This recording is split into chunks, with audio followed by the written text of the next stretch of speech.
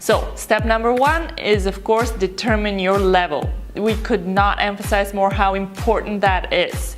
You need to come to the right level class, and it's very important if you're an absolute beginner that you start and follow the syllabus step by step.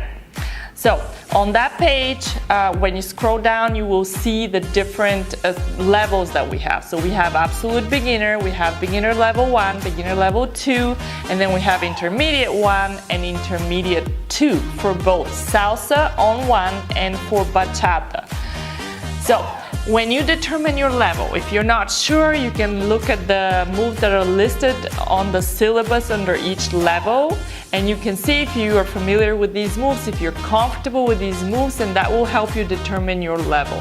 Something very important, not everyone will move at the same speed. So even if you're taking an absolute beginner class, after you finish the series, that doesn't mean that you're ready to move on to beginner level 1. So we strongly advise that you consult with your instructor, and if they tell you that you're ready to move on to the next level, then by all means sign up for beginner level 1. And of course that applies to any other level you're in.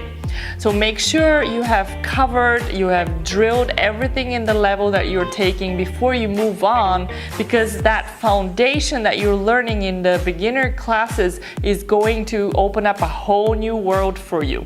If you know your basics and your beginner level moves, it will make intermediate level so much easier. In beginner level, we drill musicality and rhythm and lead and follow techniques, which is so crucial for you to move on to the next level.